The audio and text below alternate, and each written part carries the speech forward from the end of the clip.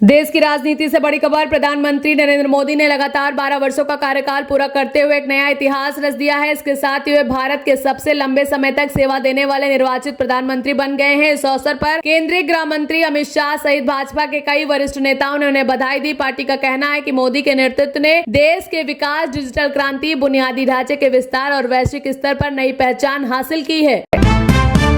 मध्य प्रदेश से राज्यसभा चुनाव को लेकर नामांकन वापसी की समय सीमा आज समाप्त हो गई है। कांग्रेस उम्मीदवार मीनाक्षी नटराजन के नामांकन को लेकर विवाद अभी भी जारी है। कांग्रेस ने चुनाव आयोग का दरवाजा खटखटाया है और जरूरत पड़ने पर सुप्रीम कोर्ट जाने की तैयारियां भी कर ली है। वहीं राज्य की सियासत में इस मुद्दे को लेकर हलचल तेज है और सभी की नजर अब चुनाव आयोग के अगले फैसले पर टिकी हुई है। मौसम को लेकर बड़ी खबर। देश के कई राज्यों में मानसून ने रफ्तार पकड़ ली है। मध्य प्रदेश, उत्तर प्रदेश, राजस्थान, बिहार, महाराष्ट्र समेत 22 राज्यों में बारिश का अलर्ट जारी किया गया है। कई इलाकों में भारी से बहुत भारी बारिश की संभावना जताई गई है, जिससे जलभराव और यातायात प्रभावित हो सकता है। मौसम विभाग ने लोगों को सतर्क रहने और खराब मौसम के दौरान आवश्यक सावधानी बरतने की सलाह दी है। केरल से स्वास्थ्य विभाग को लेकर बड़ी खबर। कोझिकोड जिले में निपाह वायरस के संदिग्ध मामले के बाद प्रशासन हाई अलर्ट पर है। एक मरीज के संक्रमण जैसे लक्षण मिलने के बाद उसे आइसोलेशन में रखा गया है और सैंपल जांच के लिए भेजे गए हैं। स्वास्थ्य विभाग ने कॉन्टैक्ट ट्रेसिंग शुरू कर दी है और अस्पतालों को विशेष सतर्कता बरतने के निर्देश दिए हैं। अधिकारियों ने लोगों से अफवाहों पर ध्यान न देने और सावधानी बरतने की अपील की है। शिक्षा जगत से नीट परीक्षा को लेकर संसदीय समिति में अहम सुझाव दिए गए हैं। समिति ने परीक्षा प्रणाली में सुधार के लिए एनटीए और एनएमसी को चीन और अमेरिका जैसे देशों के एग्जाम मॉडल का अध्ययन करने की सलाह दी है। रिपोर्ट में परीक्षा की पारदर्शिता, सुरक्षा और निष्पक्षता बढ़ाने पर जोर दिया गया है। साथ ही जरूरत पड़ने पर रीटेस्ट की स्पष्ट व्यवस्था बनाने की भी सिफारिश की गई है। सभी की नजर इन सुझावों पर सरकार और संबंधित एजेंसियों की कार्रवाई पर है। राजधानी दिल्ली से दिल्ली हाई कोर्ट ने न्यूज पोर्टल न्यूज क्लिक और इसके संस्थापक प्रबीर पुरकायस्थ के खिलाफ दर्ज एफआईआर और ईडी की कार्रवाई को रद्द कर दिया है। अदालत ने मामले को कानून का दुरुपयोग बताते हुए कहा कि रिकॉर्ड में कोई स्पष्ट संज्ञेय अपराध नहीं बनता। यह फैसला न्यूज क्लिक के लिए बड़ी कानूनी राहत माना जा रहा है। हिमाचल प्रदेश से नीति आयोग की बैठक में मुख्यमंत्री सुखविंदर सिंह सुक्खू ने केंद्र सरकार के सामने राज्य के लिए कई महत्वपूर्ण मांगे रखी। उन्होंने पहाड़ी राज्यों के लिए विशेष राहत, राजस्व घाटा अनुदान यानी आरडीजी जारी रखने, जीएसटी मुआवजे और ग्रीन बोनस की मांग उठाई। मुख्यमंत्री ने कहा कि पर्यावरण संरक्षण में हिमाचल की बड़ी भूमिका है, इसलिए राज्य को विशेष आर्थिक सहायता मिलनी चाहिए। अब इन मांगों पर केंद्र सरकार के रुख पर सभी की नजरें टिकी हैं। पंजाब और दिल्ली से बड़ी खबर। राजधानी दिल्ली में एक जिम में हुए फायरिंग मामले की जांच ने नया मोड़ सामने आया है। जांच एजेंसियां इस मामले में गैंगस्टर लॉरेंस बिश्नोई गैंग से संभावित संबंधों की पड़ताल कर रही है। रिपोर्ट्स के मुताबिक पंजाबी सिंगर गुरु रांधवा का नाम भी जांच के दौरान चर्चा में आया है। हालांकि उनकी भूमिका को लेकर कोई आधिकारिक पुष्टि नहीं हुई है। पुलिस मामले की हर एंगल से जांच करी और जल्द ही बड़े खुलासे के संकेत हैं।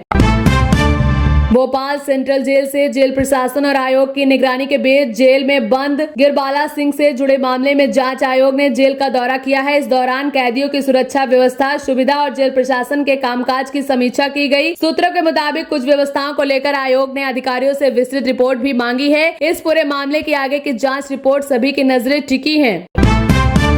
हिमाचल प्रदेश से मौसम को लेकर बड़ी खबर। शिमला, मनाली और आसपास के क्षेत्रों में मौसम विभाग ने ऑरेंज अलर्ट जारी किया है। कई इलाकों में ओलावृष्टि, आंधी तूफान और तेज हवाओं के साथ बारिश की संभावना जताई गई है। मौसम विभाग के मुताबिक अगले कुछ घंटों में मौसम और भी खराब हो सकता है, जिससे तापमान में गिरावट और जनजीवन पर असर पड़ सकता है। प्रशासन ने लोगों से सतर्क रहने और अनावश्यक यात्रा से बचाने की अपील की है। अंतर्राष्ट्रीय स्तर से अमेरिका और ईरान के बीच तनाव लगातार बढ़ता जा रहा है। रिपोर्ट के मुताबिक एक अमेरिका हेलीकॉप्टर पर हमले और मध्य पूर्व में बढ़ते टकराव के बाद पूर्व राष्ट्रपति डोनाल्ड ट्रंप ने ईरान को कड़ी चुनौती दी है। उन्होंने कहा है अगर समझौता नहीं हुआ तो अमेरिका कड़ा जवाब देगा और ईरान पर भारी कार्रवाई की जा सकती है। इस बयान के बाद पूरे क्षेत्र में हालात और अधिक तनावपूर्ण हो गए और वैश्विक स्तर पर चिंता बढ़ गई है। वाराणसी से सांसद राहुल गांधी से जुड़े एक मामले में एफआईआर दर्ज कराने की मांग वाली याचिका पर कोर्ट ने सुनवाई को लेकर अहम अपडेट सामने आया है। विशेष एमपी एमएलए कोर्ट ने निचली अदालत ने उस आदेश को रद्द कर दिया है जिसमें एफआईआर दर्ज करने की मांग को खारिज किया गया था। अब मामले को दोबारा सुनवाई के लिए संबंधित मजिस्ट्रेट कोर्ट में भेज दिया गया है और इस फैसले के बाद कानूनी प्रक्रिया फिर से शुरू हो गई है। अगली सुनवाई पर सभी की नजरें टिकी है। उत्तराखंड के उत्तरकाशी जिले में चार धाम यात्रा के दौरान प्रधानमंत्री नरेंद्र मोदी के नाम से विशेष पूजा अर्चन किए जाने की खबर सामने आई है। स्थानीय धार्मिक परंपराओं के अनुसार धाम में आयोजित पूजा में देश की समृद्धि और कल्याण की कामना की गई है। इस अवसर पर मंदिर परिसर में भक्तों की भारी भीड़ देखने को मिली। धार्मिक माहौल पूरी तरह भक्तिमय रहा। प्रशासन ने यात्रा व्यवस्था को सुचारू बनाए रखने के लिए अतिरिक्त सुरक्षा और प्रबंधन के निर्देश दिए हैं। मध्य प्रदेश की सियासत से बड़ी खबर में राज्यसभा चुनाव के लिए कांग्रेस उम्मीदवार मीनाक्षी नटराजन का नामांकन रद्द कर दिया गया है। रिपोर्ट्स के मुताबिक उनके हलफनामे में कथित रूप से जानकारी छिपाने के आरोप के चलते रिटर्निंग अधिकारियों ने यह फैसला लिया है कि कार्रवाई के बाद कांग्रेस इस लोकतांत्रिक प्रक्रिया पर सवाल बताते हुए विरोध जताया है और चुनाव आयोग में हस्तक्षेप की मांग की है। वहीं राजनीतिक माहौल गर्मा गया है और अब इस मामले पर सभी की नजरें आगे की कार्रवाई पर टिकी है। असम की राजनीति से बड़ी खबर। असम के मुख्यमंत्री हेमंत बिस्वा शर्मा ने तृणमूल कांग्रेस की नेता और पूर्व सांसद सुष्मिता देव से मुलाकात की है। यह मुलाकात उनके टीएमसी से इस्तीफे और राज्यसभा सदस्यता छोड़ने के तुरंत बाद हुई है। इसके बाद राजनीतिक गलियारों के अटकलें तेज हो गई हैं। सुष्मिता देव जल्द ही भारतीय जनता पार्टी में शामिल हो सकती हैं। हालांकि उन्होंने अपने अगले कदम पर अभी कोई आधिकारिक बयान नहीं दिया है।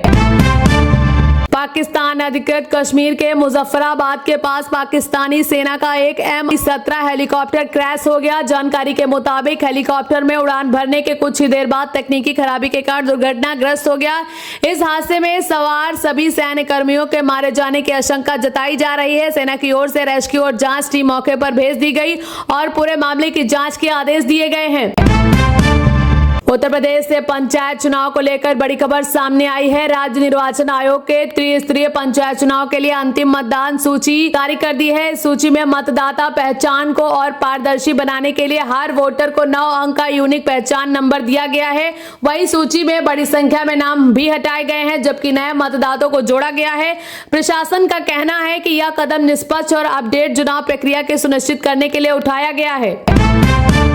बिहार से बड़ी खबर। खान सर को अदालत ने फिलहाल राहत मिल गई है। पटना अदालत ने उनकी गिरफ्तारी पर 20 जून तक रोक लगा दी है। फायरिंग मामले में सुनवाई के दौरान अदालत ने गिरफ्तार सुरक्षा कर्मियों की केस डायरी भी मांगी है। अब मामले की अगली सुनवाई 20 जून को होगी। फिलहाल खान सर को अंतरिम राहत मिल गई है।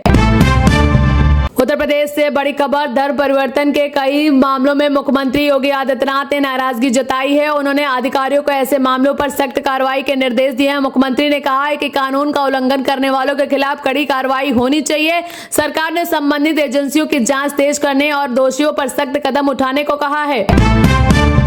मध्य प्रदेश की राजनीति से बड़ी खबर। राज्यसभा चुनाव से पहले कांग्रेस ने अपने विधायकों को एकजुट रखने की कवायद तेज कर दी है। रिपोर्ट के अनुसार कांग्रेस के कई विधायकों को विशेष विमान से भोपाल से कर्नाटक ले जाया गया। पार्टी को आशंका है कि इस मतदान से पहले तोड़फोड़ की कोशिश हो सकती है। इस वजह से विधायकों को एक साथ रखा जा रहा है। इस घटनाक्रम के बाद राज्य की राजनीति गर्मा गई है और सभी की नजर राज्यसभा चुनाव के नतीजों पर टिकी हुई है। हरियाणा के रोहतक से बड़ी खबर। शहर के एक जूता शोरूम में भीषण आग लग गई, जिससे इलाके में अफरा तफरी मच गई। आग इतनी तेज थी कि देखते ही देखते पूरे शोरूम को अपनी चपेट में ले लिया। सूचना मिलते ही दमकल की कई गाड़ियां मौके पर पहुंची और काफी मशक्कत के बाद आग पर काबू पाया। प्रारंभिक जानकारी के अनुसार आग से लाखों रुपए का नुकसान हुआ है। राहत की बात यह रही कि इस हादसे में किसी की हताहत होने की सूचना नहीं मिली है। आग लगने के कारणों की जाँच जारी है। कर्नाटक की राजनीति से जुड़ी खबर। उप मुख्यमंत्री डीके शिव कुमार का एक वीडियो चर्चा में है। कनकपुरा में समर्थकों के बीच पहुंचने पर उन्होंने आधा खाया हुआ सेब फील्ड की ओर फेंक दिया है। इसका वीडियो सामने आने के बाद सियासी विवाद शुरू हो गया है। भारतीय जनता पार्टी ने इस घटना को लेकर कांग्रेस पर निशाना साधा। इसे समर्थकों को अपमान बताया गया है। वहीं कांग्रेस की ओर से इस मामले पर अलग प्रतिक्रिया सामने आई है। वीडियो को लेकर अब राजनीतिक बयानबाजी तेज हो गई है। असम की राजनीति से बड़ी खबर। मुख्यमंत्री हेमंत बिस्वा शर्मा ने कांग्रेस की पूर्व नेता सुष्मिता देव के मुलाकात की। इस मुलाकात के बाद राजनीतिक गलियारों में चर्चाएं तेज हो गई हैं। रिपोर्ट के अनुसार सुष्मिता देव ने भारतीय जनता पार्टी में शामिल होने की अटकलें लगाई जा रही हैं। हालांकि अभी तक किसी पक्ष की ओर से आधिकारिक घोषणा नहीं हुई है। इस मुलाकात ने असम और पूर्वोत्तर की राजनीति में नए समीकरणों की चर्चा को हवा दे दी है। अब सभी की नजर आगे होने वाली राजनीतिक घटनाक्रम पर टिकी है। राजधानी दिल्ली से बड़ी खबर। एक होटल में आग लगने के बाद हड़कंप मच गया। घटना के बाद एक लेखाकार ने दावा किया है कि आग में उसके कई महत्वपूर्ण दस्तावेज जल गए। दमकल कर्मियों ने मौके पर पहुंचकर आग पर काबू पाया। इस बीच दिल्ली मेट्रो और यातायात व्यवस्था पर भी असर की जानकारी सामने आई है। पुलिस और संबंधित विभाग मामले की जाँच कर रहे हैं। आग लगने के कारणों का पता लगाया जा रहा है और नुकसान का आकलन किया जा रहा है।